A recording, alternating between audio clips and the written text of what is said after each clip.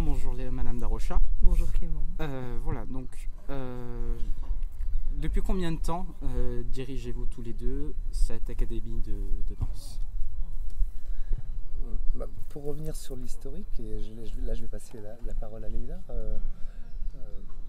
c'est sur son idée, c'est à son initiative et en suivant sa dynamique que nous avons décidé de nous établir à Bordeaux, d'une part, et d'ouvrir surtout une académie de danse professionnalisante pour de jeunes étudiants qui veulent réellement devenir danseurs, donc qui sont prêts à faire entre 30 et 50 heures de danse par semaine, en plus de leurs études, et qui défendent des causes humanitaires. Mais là, je laisse la parole à Leïla. Ça fait à peu près 1 an et demi. On va finir notre 2e année là en juin. Tout simplement parce que nous souhaitions ouvrir l'accessibilité aux jeunes gens qui veulent devenir danseurs professionnels sur l'international, avec des valeurs précises, et ouvrir aussi une académie avec un autre concept qui sort des sentiers battus en donnant la possibilité d'accéder à différentes disciplines de danse, mais aussi de lutter contre les discriminations faites aux danseurs. D'accord. Oui, puis les discriminations tout court, puisque en termes de recrutement, nos critères de sélection sont, on peut presque dire... laxistes ? Non, du tout, au contraire. Très pointu et très fin, mais diamétralement opposé au concept de base du mouvement, assez connu de l'esthétique ou du joli ou du physique parfait, quasi anorexique de la danseuse. Nous sommes dans des critères de sélection qui n'ont rien à voir avec ça. D'accord. Tout en étant aussi rigoureux. Et qui sont très rigoureux, parce qu'ils demandent en tous les cas, et ça c'est le point commun avec les sports de haut niveau, avec ce que vous faites, avec ce que tout le monde fait, c'est la notion de dépassement de soi, d'atteindre son rêve, d'atteindre son but. Et ce qui est nouveau dans ce concept, c'est que Leïla donne sa chance. Nous donnons leur chance à tous, quels qu'ils soient, d'où qu'ils viennent. Et il se trouve par hasard que c'est principalement, ça s'adresse à des gens qui ont un parcours qui est totalement atypique et pas forcément dans les cadres. Ils n'avaient pas au départ tous 18 de moyenne, ce qui est à peu près le cas aujourd'hui. En fait, c'est le but qu'ils ont atteint aujourd'hui, alors qu'ils ne voulaient pas nécessairement ça au départ. Et on leur a dit en général à tous non. À un moment donné de leur vie, on leur a dit non, c'est pas pour toi. Et cette formation, en fait, elle a pour déceler justement ce que les catégories établies dans le monde de la danse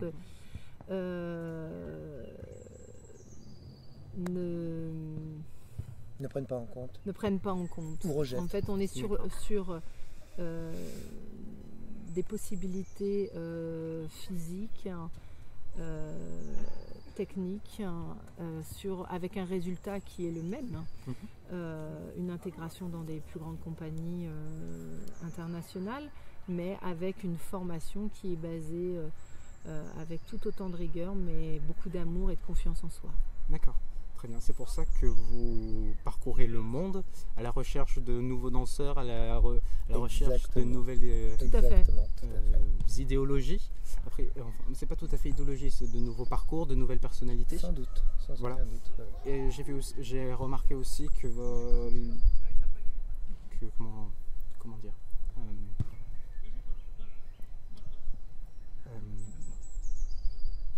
allez-y Franco, comme ça, dites-nous, oui, balancez-le, oui. On va vous le traduire. Quelle est la durée de formation que viennent suivre les différents danseurs? Oui, en fait, c'était à propos des niveaux d'âge, c'est ça? Voilà, à peu près. Il faut savoir que dans cette académie, contrairement à toutes les autres académies, les niveaux d'âge qu'il y a présents dans l'académie sont tous différents. Et on peut dire aussi que même les niveaux techniques des uns et des autres sont tous différents. Nous n'avons pas d'uniformité, nous sommes contre l'uniformité, nous sommes contre la routine. Tout simplement parce que les étoiles de demain, et c'est une formation de soliste, elle doit intervenir dans la personnalité. Le niveau technique, c'est une chose, certainement, et évidemment. évidente. Ils vont mais l'atteindre. Ça, c'est des sûr. études de personnalité. C'est-à-dire, pour faire une comparaison, par exemple, avec un sport de haut niveau qui est le saut à la perche, qui est une matière olympique, nos étudiants, au départ, ne passent pas la barre des 6 mètres 20. Mais nous savons qu'ils vont tous passer 6 mètres 70 un jour ou l'autre. C'est le propre des grands artistes, c'est qu'un jour ou l'autre, si on leur donne les moyens de se développer, et c'est ce qui s'est passé pour nous, les grands maîtres nous ont donné l'accès à une formation et à des connaissances qui nous ont permis de nous élever au-dessus de la moyenne. Donc voilà, et les âges, donc du coup, les âges, pour en revenir à la question de base initiale, il y a des jeunes danseuses qui ont 12 ans, comme de jeunes danseurs qui ont 20 ans, 21 ans. Voilà. D'accord, très bien. Est-ce que vous avez rencontré des difficultés pour monter cette académie? Est-ce que vous avez sorti un jugement vis-à-vis des autres? Oui, totalement. Et c'est ça qui est notre force aujourd'hui.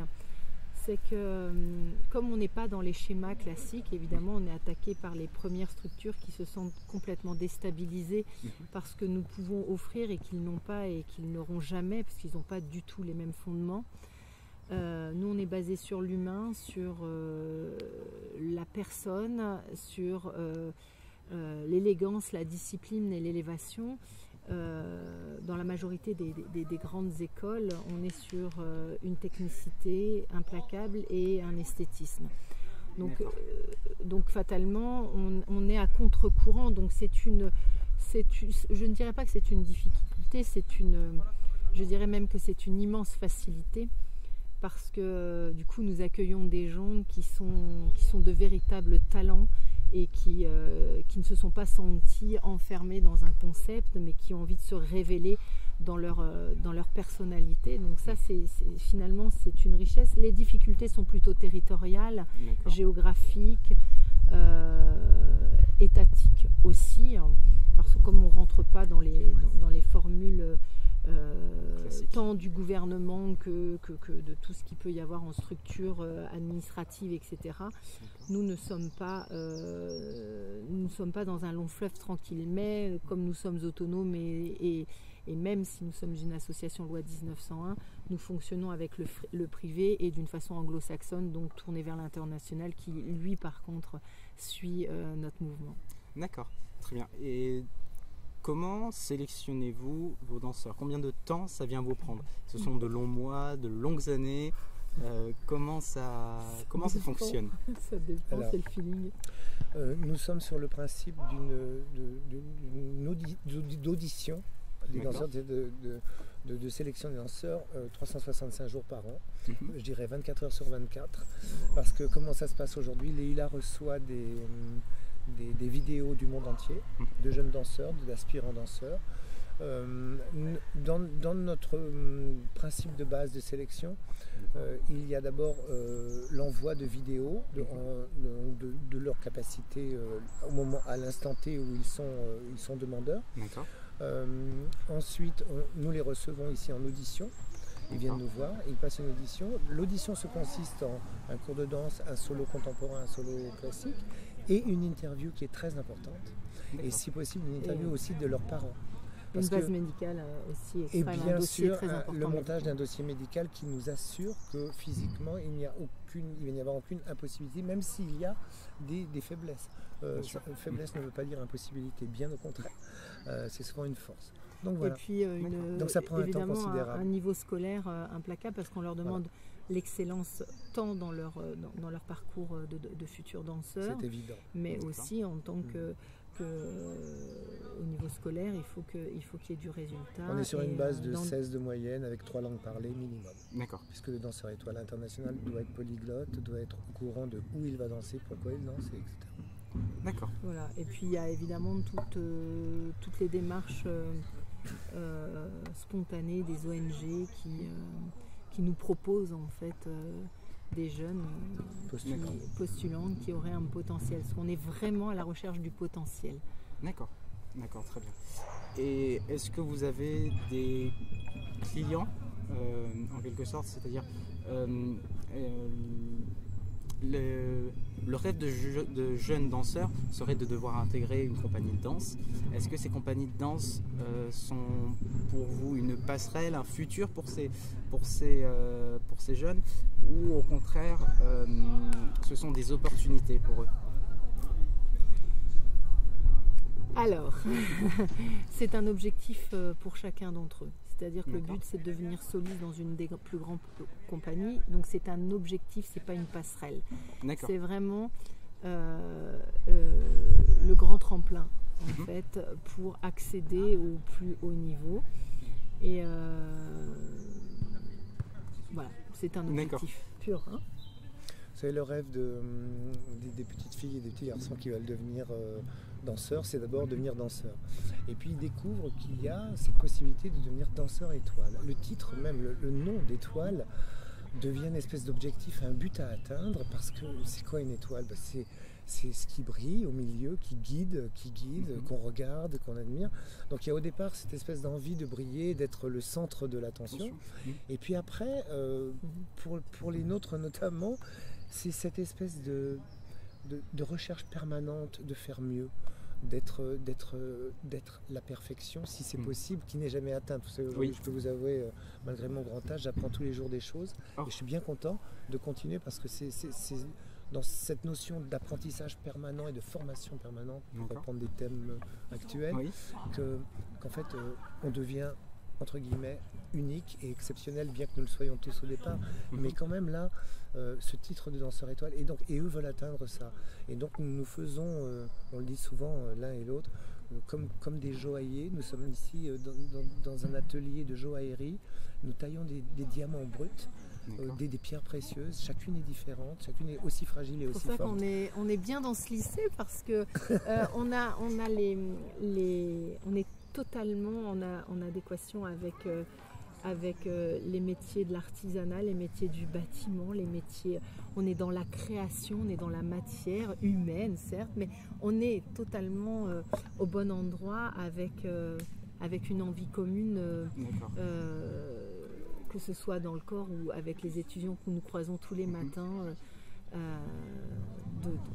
de mettre l'art dans l'artisanat ou dans d'autres choses, mais de créer une base brute pour pouvoir, sur une base brute, pardon. Voilà, et donc pour faire ça, pour certains qui intègrent à 15 ans, nous avons fait un cursus de 3 ans, donc à partir de 18 ans ils peuvent signer un contrat. Pour d'autres qui ont 12 ans, ils auront la possibilité de faire 6 ans, mais sachant que si à 16 ans et demi ils ont leur bac, et qu'ils sont prêts, ils vont aller soit auditionner, soit rejoindre la compagnie de Leïla, parce que c'est la possibilité, c'est le but que nous sommes fixés, c'est qu'à la première audition, ils aient un contrat. Et que le processus de faire 50 auditions autour de la planète, et ce sont 50 compagnies, de ne pas savoir s'ils vont faire du jazz, du contemporain ou du classique, l'étiquette, mais d'être capable de tout faire et de choisir où ils vont aller, et du premier coup d'avoir ce contrat, ça c'est un challenge qui vaut le coup de s'accrocher à la barre le matin à 9h et de vous embêter avec notre musique. Non, du tout. D'accord.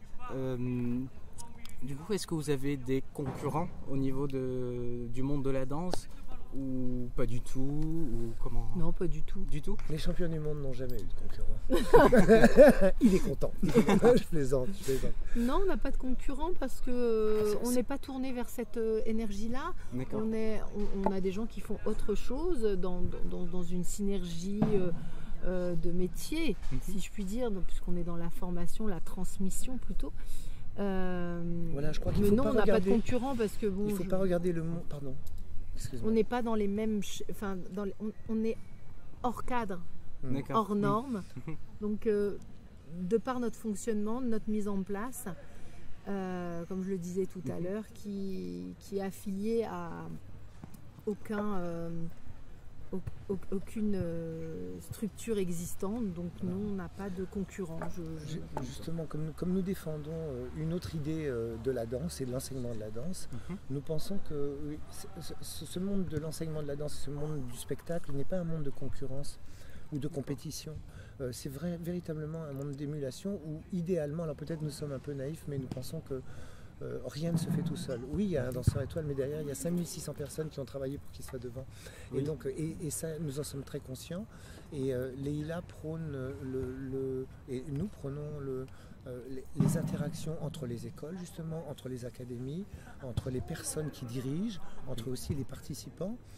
Et là, notamment, bientôt, nous partons à New York faire un stage avec une autre grande école américaine. Et c'est bien sûr un échange. Et le rêve...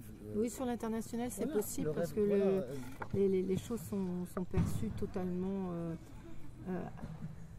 dans la même envie que nous ne trouvons pas forcément sur le territoire. Alors, bien entendu, quand une école de danse peut se targuer d'avoir un grand danseur étoile ou une grande danseuse étoile, c'est beaucoup de fierté et ça attire des clients, entre guillemets, mais nous ne sommes pas à la recherche de clients. Nous ne considérons pas que c'est un commerce, ce que nous faisons. Nous sommes dans la transmission. Dans la transmission, dans de la formation. Oui, puis on a fait un vrai choix de prendre un tout petit nombre pour pouvoir s'occuper de chaque étudiant. Voilà. Et on n'est pas dans une usine à fabriquer des danseurs. Oui, il n'y a pas, à ma connaissance, de grande école qui fait du cas par cas, comme nous le faisons. D'accord, très bien. Donc, du coup, nous, ça élimine cette possible concurrence. Si ça a été le cas, tant mieux. Patrick et moi sommes mécènes de compétences. Nous ne vivons pas de cette académie. Nous sommes vraiment mécènes de compétences. Quel est le nom de votre métier? Je suis chorégraphe. Chorégraphe, d'accord. Et enseignante, mais je ne fais que de la chorégraphie aujourd'hui. D'accord. Qu'est-ce qui vous a amené cette idée de chorégraphie? C'est à force de danser? Ça vous a développé ce don-là? J'en ai pris conscience. J'en ai pris conscience suite à des changements de vie. Je suis rentrée dans une autre énergie avec mon corps, avec les autres et la création, le travail du moins de création s'est imposé à moi et j'ai développé ce don en fait. Voilà. D'accord. Que je travaille chaque jour. Oui, oui, et qui doit être un challenge immense de devoir déjà les élever, trouver un parcours commun pour tous et à la fois aussi individuel. C'est un langage. C'est un langage à C'est un langage, voilà. C'est un langage qui est privilégié parce que des fois je vais le chercher chez un danseur, des fois sur 10, 30 danseurs. C'est vraiment une possibilité extraordinaire de pouvoir écrire sa propre écriture en faire à travers des corps sublimes et puis de leur donner leur distiller chaque jour un petit peu de nourriture pour qu'ils s'éveillent. Vous avez des attentes vis-à-vis de vos danseurs? Des objectifs que vous vous fixez? Eh bien oui, déjà l'objectif c'est qu'au bout du compte ils rentrent dans une grande compagnie ou dans la mienne et puis les objectifs quotidiens c'est que leur corps se fusèle, leur corps respire tant l'amour que la discipline pour être bienveillant vis-à-vis d'eux et puis d'acquérir différents langages. Vous avez créé du coup cette académie en 2017. En fait, elle existe depuis exactement 2015, mais elle a ouvert ses portes à Bordeaux en 2017. Enregistre ? Ok, d'accord. En 2017. À Bordeaux, mais sinon elle existe. White Eagle Dance Company and Academy existe depuis 2015. D'accord. Vous avez quel type de statut administratif? Vous êtes considéré comme une entreprise? Non, non, du tout. Du tout? Non. On est une association loi 1901 à but non lucratif. C'est pour ça que Patrick et moi, nous sommes mécènes de compétences et que notre bureau est composé de mécènes de compétences et que cette académie aujourd'hui vit sans aucune subvention, juste du soutien privé et de certaines inscriptions. Mais elle permet donc la formation des danseurs professionnels, mais aussi l'emploi de 3 salariés. D'accord. Ce ne sont pas des salariés, mais ce sont des auto-entrepreneurs, et puisque l'intermittence est totalement extrêmement difficile. D'accord. Très bien. Pourquoi avez-vous créé cette académie? Parce que depuis que je suis toute petite, j'ai eu la chance de rencontrer deux grandes personnes, entre guillemets, qui ont marqué d'une pierre blanche ma vie. La première était mon coach sportif, Bertrand Gamès, qui m'a transmis des valeurs fondamentales pour la vie, pour les messages importants et surtout la notion de protection du monde à travers sa philosophie qu'il me distillait dans le sport au départ. Et puis une deuxième personne que je garderai totalement et intimement dans mon cœur, mais qui m'a fait réaliser aussi que le monde avait besoin de plus et d'encore plus d'art dans ce chaos, et que la jeunesse était en plein désarroi, et qu'il était temps que même à notre petite échelle nous fassions quelque chose, Patrick et moi, de par nos valises respectives. Il était temps de transmettre, il était temps de mettre en place et redonner confiance aux jeunes qui ont un lourd fardeau de porter les grosses erreurs de nos générations et qui le font si bien avec tant de ténacité, tant de force, d'ingéniosité également, en fait, et d'intelligence, que ben voilà, c'est pas une prise de conscience, c'est une envie de faire les choses pour eux, pour nous, pour nos maîtres aussi.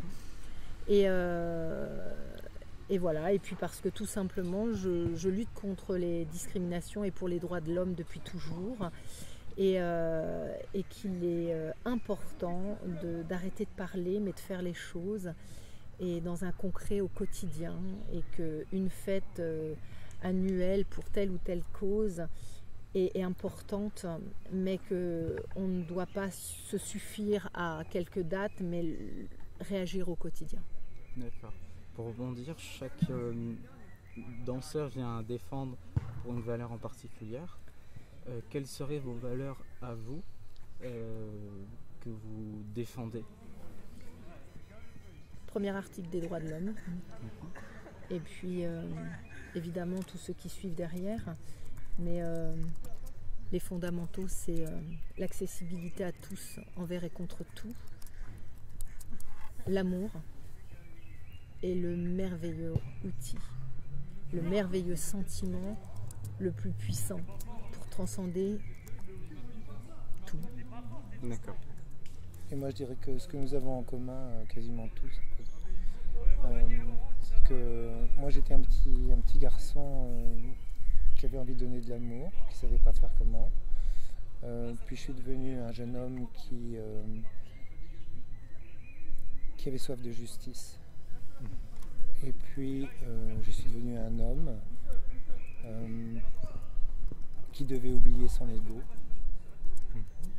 Et puis aujourd'hui je suis un vieillard qui vient de rencontrer son destin, en fait, il y a une quinzaine d'années avec Leïla, parce que je pense que notre destin était de transmettre, et fondamentalement le même de la vie, c'est que on va dire une cellule transmettre à une autre cellule toutes ses connaissances et sans aucune discrimination, justement.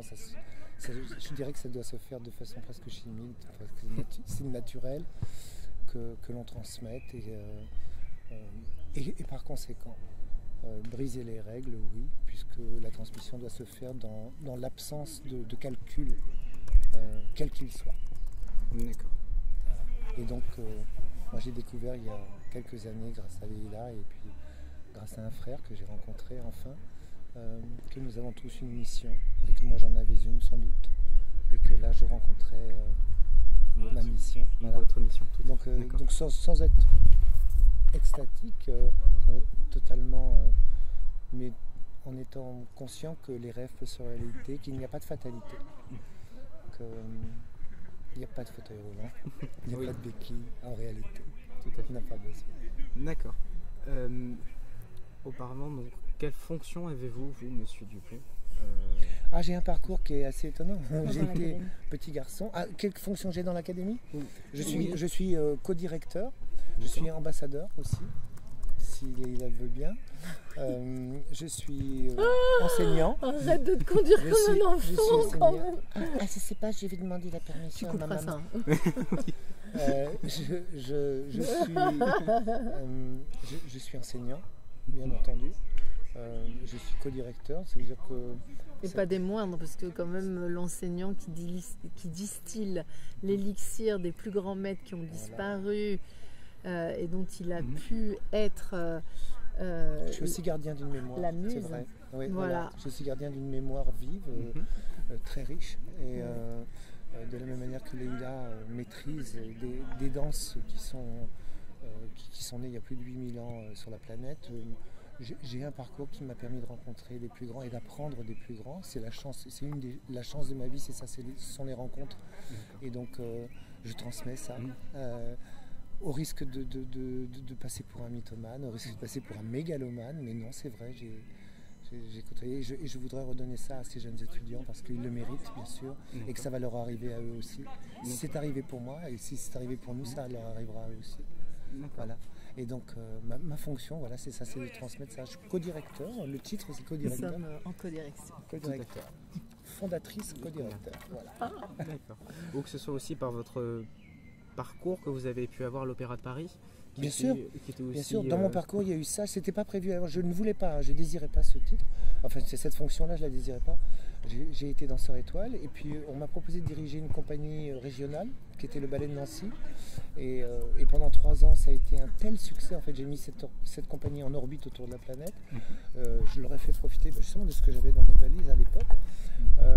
Que l'on m'a proposé, puisque j'entretenais une relation humaine et artistique avec Rodolphe Nourieff, qui était le directeur du Ballet de l'Opéra de Paris à ce moment-là, fondamentalement fraternelle et très puissante. Il m'a donné, entre guillemets, en héritage, avant de partir, avant de quitter son corps, il m'a donné l'Opéra de Paris. Donc j'ai accepté ce challenge, contre mon gré, je dois le dire, et j'ai dirigé pendant 7 ans cette énorme institution. Et c'est pour ça que je peux vous dire aujourd'hui que derrière un danseur, il y a au moins 5600 personnes, parce que c'était à l'époque le chiffre qu'il y avait d'employés de l'institution Opéra de Paris, Bastille et Garnier. Et puis j'ai quitté tout ça pour rencontrer Leïla, finalement pour rencontrer Leïla Darocha, qui elle était plus dans l'essentiel du petit garçon que j'étais à 7 ans, qui voulait donner de l'amour. Et je me suis dit, voilà, c'est ça mon chemin, et de revenir à ça, de repartir au point zéro pour tout recommencer, mais cette fois-ci dans la justesse du ton, dans la justesse, peut-être pas des mots, mais dans la justesse de ce que je vise, quoi.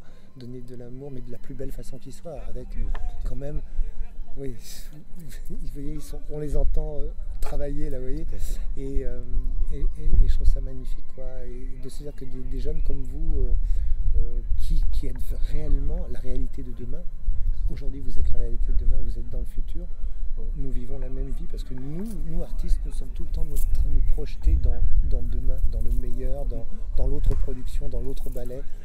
C'est comme Leïla est créateur, quand elle entre dans le studio, on se dit qu'est-ce qu'elle va faire aujourd'hui. Ça maintient une espèce de pas de pression, mais de suspense, voilà, sur qu'est-ce qu'on va découvrir sur nous aujourd'hui. C'est ça la magie, entre autres, de notre académie, c'est tous les jours d'avoir ce petit plus, ces merveilleuses surprises, quoi, ces victoires sur l'inconnu.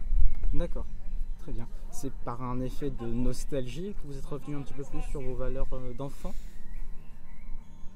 Je pense qu'à un moment donné de mon parcours, moi je me suis perdu. Alors ça c'est plus dans le thème de l'interview, mais je pense qu'à un moment donné, j'ai perdu de vue qui j'avais été quand j'avais 7 ans et cette force magnifique que mon maître avait décelée en moi et dont il avait dit, il a rien pour la danse.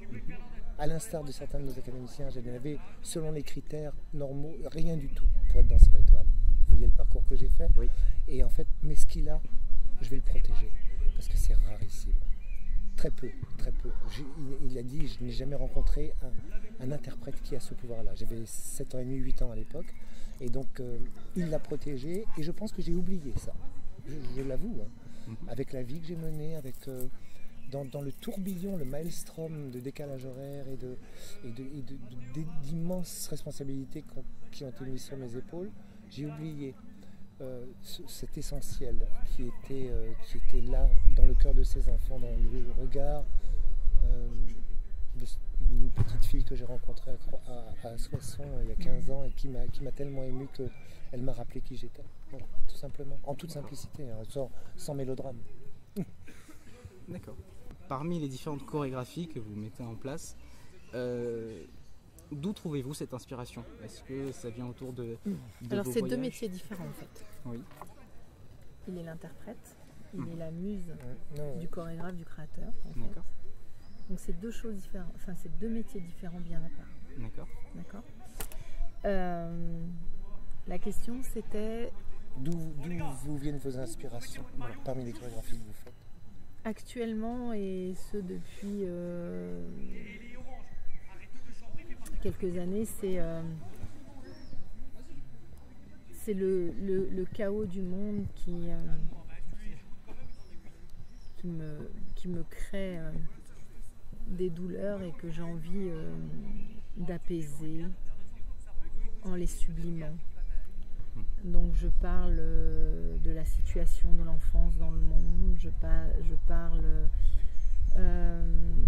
de l'oubli des conditions des êtres humains dans les situations les plus extrêmes, de la planète. Mais il y a évidemment aussi beaucoup de joie dans mes créations et beaucoup de dynamique, hein, puisque j'ai mis l'énergie du sport dans mon écriture chorégraphique qui est vraiment contemporaine et de l'histoire des danses sacrées. Mais l'inspiration, elle est surtout et avant tout à l'instant même où je croise une âme de danseur et qui m'offre en fait la disponibilité de pouvoir, comme certains architectes, comme certains maîtres d'œuvre, d'opérer dans sa matière et de construire le message grâce à ce qu'il va m'offrir en tant qu'interprète. Et c'est là où c'est une joie immense et un privilège déjà que Patrick quotidiennement me donne ces possibilités-là avec nos danseurs, avec toute l'humilité qu'il incarne. D'accord, vous êtes un petit peu un yin-yang, tout à fait, vous vous complétez. C'est comme ça qu'on nous appelle. Clément, vous êtes clairvoyant. Vous êtes clairvoyant voilà. Parce que, vous voyez, je vais vous avouer un truc très très intime. Ce matin, je me suis réveillé, j'ai fait un rêve au petit matin, qui est presque un songe, et c'est très, très, très surréaliste. Hein. J'étais en face du Dalai Lama et je lui disais, dis donc mon pote, comment tu fais toi pour avancer dans un monde qui recule? Et il me regardait avec un énorme éclat de rire et il disait, comme tout le monde, j'utilise la force du courant. Et je me suis réveillé avec cette énigme, en fait, en me disant, voilà, en fait, Leïla, c'est ma force, en fait, elle me pousse, c'est mon courant à aller à contre-courant peut-être d'une humanité qui pourrait sembler en régression, mais qui ne l'est pas en réalité. Qui ne l'est pas. Et moi, je sais bien de quoi elle s'inspire. Elle s'inspire des êtres humains, elle s'inspire de vous, elle s'inspire de la nature, mais aussi de ce qui se passe dans la vie. Dans les couleurs, beaucoup. Et je dirais, il y a des sonorités, il y a des musiques. Il suffit que Leïla me parle de son ballet pour que moi, de mon côté, j'aille rechercher une information sur une musique que j'ai un jour entendue et que je ne savais pas qui était dans un coin de mon cœur ou de mon âme. Et je lui dis, tiens, essaye ça. Voilà. Après, je pense qu'on est yin et yang, mais on est surtout des jumeaux karmiques. Ça, c'est quelque chose. Et puis l'univers se charge, hein, c'est Paolo Coelho qui dit ça, l'univers se charge de conspirer quand vous avez un rêve et que vous voulez vraiment le réaliser. Vous voyez, par exemple, Leïla qui se bat pour des grandes causes, fait un ballet complètement en dehors de l'actualité, mais quand même qui défend l'arc-en-ciel, qui défend la différence, les choix humains, etc. L'arc-en-ciel, pour moi, c'est la création du monde. Hein. Elle n'est pas... Simultanément, simultanément à cette création qui se fait, mais simultanément, c'est-à-dire à la minute près, il y a un massacre à Orlando. Or, le costume de la danseuse étoile, entre guillemets, est un tutu arc-en-ciel, et il sait qui est le Golden Retriever qui est avec nous depuis longtemps maintenant. Il est sur scène parce qu'il fait partie du ballet. Il est avec Leïla, il a un chapeau arc-en-ciel et des lunettes d'Elton John arc-en-ciel. Et il défend cet arc-en-ciel, mais sans aucune... Parce que l'arc-en-ciel n'est pas sans aucune sectaire dans une connotation valeur, du monde gay ou de LGBT. Oui. Pas du tout. C'est l'arc-en-ciel qui peut être aussi celui des Tibétains, ou que c'est la plus belle chose que la nature puisse offrir à l'humain à voir comme ça, instantanément. Et donc c'est le thème du ballet. Et au même moment, et donc nous postons une photo sans le savoir du tutu. Et on nous apprend cette nouvelle, et évidemment l'étiquette avec le nom sur le tutu, on met Mademoiselle Orlando, et ça fait le tour de la planète. Mais c'était pas prévu. D'accord. Donc les inspirations, on est contre les connotations, elles viennent de tout ce qui se passe. Voilà, et on fait juste les choses comme ça. C'est la chance de vivre avec un créateur, c'est que tout l'inspire. Le chant de ce merle qu'on entend, là, va l'inspirer peut-être demain, elle va faire un ballet qui s'appellera le chant du merle. Allez savoir pourquoi, il était là aujourd'hui. Oui. Vous voyez, ça peut être plein de choses comme ça. Et ça, c'est magique parce que c'est la créativité à l'état pur. Et de tout temps, les gens qui créent sont les gens qui construisent, sont des bâtisseurs. D'accord. En fait. D'accord, très bien. Vous avez rencontré des difficultés durant vos parcours respectifs? Les blessures déjà. La plus grosse des difficultés, c'est que l'un et l'autre, nous avons rencontré une blessure... il y a plusieurs blessures physiques, il y a les blessures intimes, mais il y a aussi les blessures physiques avec des questionnements brutaux et puis des bilans implacables médicaux qui restent aujourd'hui un grand énigme pour nous parce que nous avons décidé de continuer notre transcendance et notre amour de la vie et de ne pas écouter. C'est notre choix à ce moment-là, ce qui n'est pas forcément un bien pour d'autres. Mais oui, des obstacles, évidemment, et c'est ce qui nous a réunis et c'est ce qui réunit aussi beaucoup de jeunes qui sont chez nous. Voilà, et bien sûr que nous comme tous les êtres humains qui vivent une aventure humaine, nous avons rencontré des difficultés. La première des difficultés, dans notre cas, c'est que notre principal instrument, c'est notre corps. Et c'est notre principal ami, mais c'est aussi notre principal ennemi, parce que nous le visualisons faisant des choses qui sont absolument impossibles au départ. Donc c'est la première difficulté. Alors je dirais que ça, il y a les difficultés matérielles aussi. Tout le monde ne peut pas prendre les cours de danse, c'est pour ça que nous sommes la médecine de compétences et que nos enfants sont parrainés. Tout le monde ne peut pas prendre des cours de danse parce que ça coûte de l'argent et qu'on est dans un monde d'argent.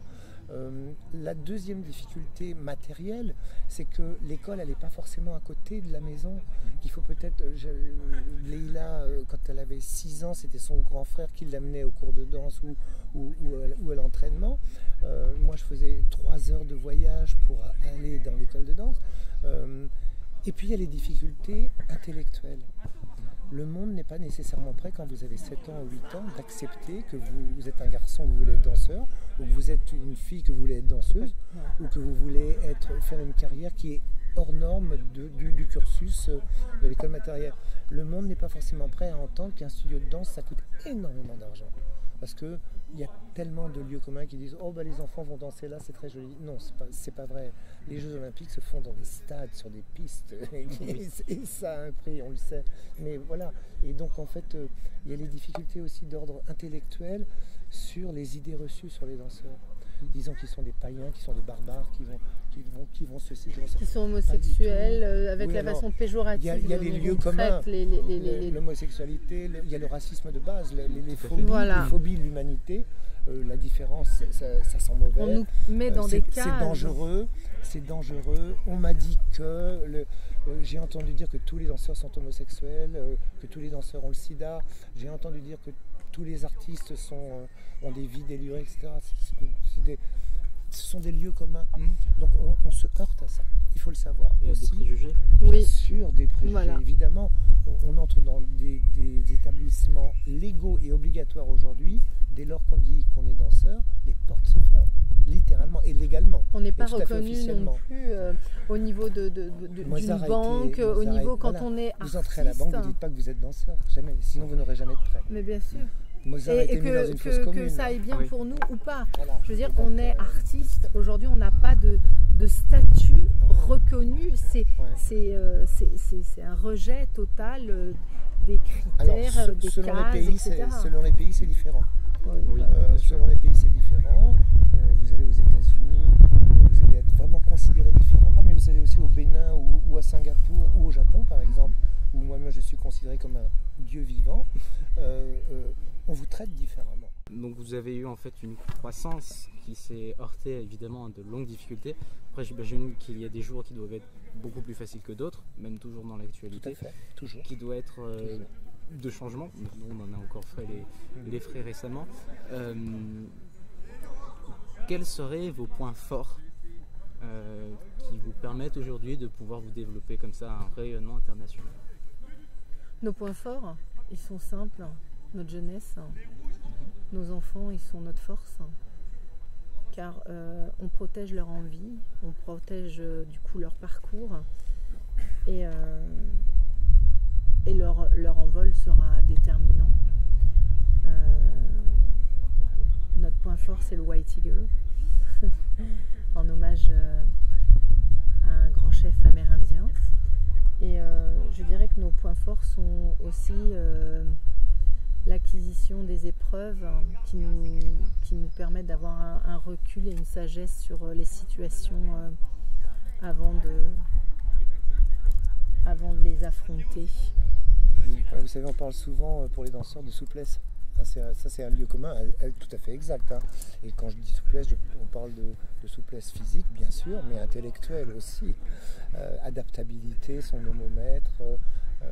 Je pense qu'une des capacités, une des premières capacités que ces jeunes étudiants ont apprises et que nous avons apprises, c'est la facilité que nous avons à dire non, cela ne me plaît pas, je prends mes valises, je te demande, je vais voir ailleurs. Ça, c'est une grande capacité, une grande force aussi. Mais il y a plusieurs façons de voir les obstacles. Soit on voit la montagne, on dit ah c'est l'Himalaya, je reste en bas et je suis au camp de base. Soit pendant l'ascension, on dit mais quelle montagne, moi je vais me baigner dans la mer. Quelles seraient vos perspectives d'avenir?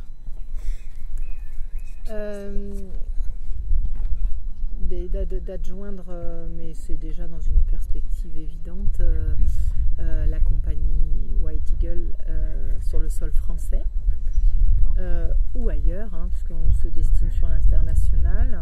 Ça va faire 2 ans qu'on est à Bordeaux, je ne sais pas si on va y rester, mais ça fait partie des merveilleuses perspectives, c'est de se dire ici ou ailleurs, maintenant on a notre fondation de projet qui est extraordinaire et c'est ça, c'est vers ça que l'on se tourne, enfin pour ma part, hein, tu diras pour la tienne, mais pour moi c'est que nos étudiants de White Eagle Academy soit partent dans leur choix profond et personnel, soit moi je peux leur proposer un contrat parce qu'ils correspondent complètement à White Eagle Dance Company, qui est vraiment une compagnie où je vais créer uniquement pour les causes dans le monde. Chacun choisira et ça c'est la perspective, c'est le projet de demain. D'accord. Très bien. Moi j'ai un rêve Pour l'académie. Oui bien sûr, j'ai un rêve pour l'académie. Vous savez, un de mes frères d'âme, un de mes pères, un de mes maîtres s'appelle Alvin Ailey. Il a initié du temps de son vivant un nombre de projets considérables, dont le premier et le plus important était de donner la capacité à tous les enfants afro-américains ou les adolescents afro-américains qui sont en difficulté, soit psychologique, soit physique, soit matérielle, par la danse, de se réaliser. Et aujourd'hui, il a instauré des stages, de summer intensive, c'est-à-dire accessibles à tous. Il a ouvert une école de danse où il y a 2500 étudiants. Étudiants, oui. Il y a 2 compagnies, Alvin Ailey, et à ce jour, depuis 1990, il y a à peu près 1 500 000 jeunes afro-américains qui ont pris des cours de danse et ce, a transformé sa vie. Je voudrais un jour revenir dans une vie plus tard et découvrir que l'Académie White Eagle Dance Company a brassé, entre guillemets, et a transformé la vie de millions de jeunes. Mais ce serait dans 1000 ans, hein, Oui. ou dans 10 000 ans. Et ce serait mon rêve, d'avoir la conscience que White Eagle soit cet aigle blanc qui donne la chance, qui donne de s'envoler à des jeunes et que la planète aille toujours bien. D'où votre logo d'un Voilà. aigle ouvrant. Ça, c'est les- White Eagle, Ça, White c'est Eagle ouais, Chief, qui d'ouvrant était ses un ailes. chef amérindien. Voilà. Mais j'ai un autre rêve extrêmement profond qui va sembler totalement fou pour le Vas-y, monde de la vas-y, danse, vas-y, mais que vas-y. j'aimerais transcender, qui est un vrai rêve pour cette académie et cette compagnie, c'est qu'enfin on puisse accueillir des danseurs qui ont des différences aussi physiques ou qui ne sont pas programmés par la médecine dans la conformité d'une scolarité ou d'accéder à un élitisme comme les autismes, comme les trisomiques, comme toutes les pathologies qui sont en rejet parce que ils ne sont pas conformes. J'aimerais vraiment faire partager au public dans mon académie ce que j'ai vécu en plusieurs fois sur scène avec des merveilleuses personnes qui m'ont amené à comprendre que leur sens, que leur émotion, on avait vraiment du boulot avant de cataloguer les gens dans des cases, parce qu'ils détiennent une puissance et une force tant dans leur savoir et leur émotion qui va nous faire travailler encore quelques vies. Mais j'aimerais vraiment que White Eagle puisse découvrir un talent exceptionnel comme j'ai pu en découvrir ces dernières années en travaillant avec des gens de la différence, hors case, hors norme. White Eagle, c'est ça, on est hors norme. Très bien, sur ces mots, on va s'arrêter là. En tout cas, merci beaucoup Madame Arocha, merci beaucoup Monsieur Dupont. De rien. Avec C'était grand plaisir. très Merci gentil de nous votre avoir part. accueillis, merci de votre potentialité, de votre passion, de votre attention pour notre structure et surtout la profondeur de ce message que vous allez transmettre. Et restez passionnés et apprenez à dire non et continuez toujours tout droit.